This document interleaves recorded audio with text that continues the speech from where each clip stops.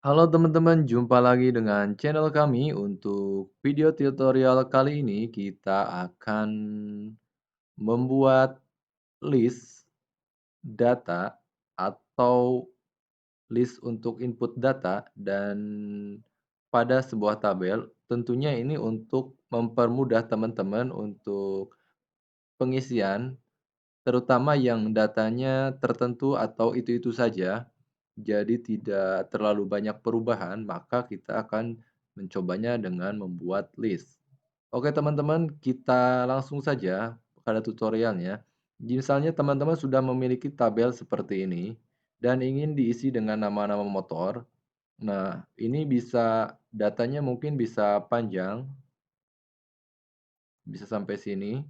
Nah, teman-teman nanti bisa mengisinya dengan cepat, tentunya dengan cara membuat list. Misalnya seperti ini, kita blok dulu. Silakan teman-teman blok dulu. Setelah diblok, silakan teman-teman ke menu data. Setelah itu ke menu data validation.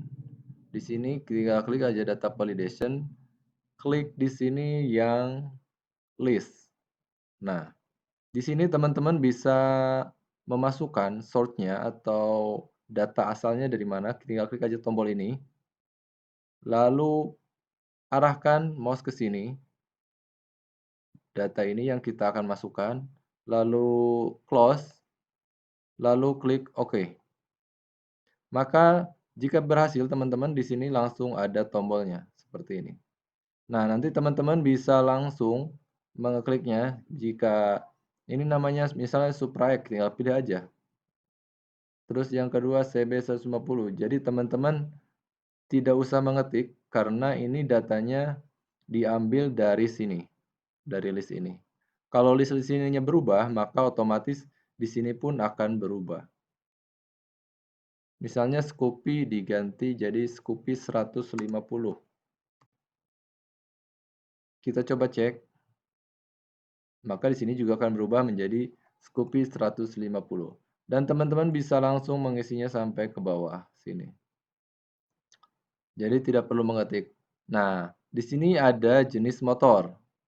Misalnya ini cara yang kedua teman-teman. Bisa dengan cara seperti ini dengan membuat list datanya atau daftar nama-namanya di sini. Bisa juga tidak dibuat di sini. Jadi teman-teman silahkan diblok lagi di sininya. Misalnya ini yang datanya lebih sedikit.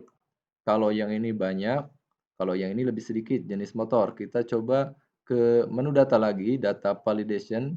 Klik data validation, kita klik di sininya list. Lalu kita klik aja di sini. Kita bisa menggunakan dengan nama misalnya motor bebek. Titik koma sebagai separatornya dan di sini motor sport. Titik koma di sini motor matic. Jadi cuma 3 pilihan, maka kita langsung klik saja tombol OK. Dan di sini maka akan tersedia menu pilihan bebek, sport, matic, dan misal di sini lagi sport lagi, matic lagi, matic lagi. Oke teman-teman, jadi seperti itu. Caranya ada dua, bisa teman-teman pergunakan untuk mempermudah dalam pekerjaan atau tugas teman-teman. Oke teman-teman, itu saja tutorialnya. Sampai jumpa di tutorial-tutorial selanjutnya. Terima kasih.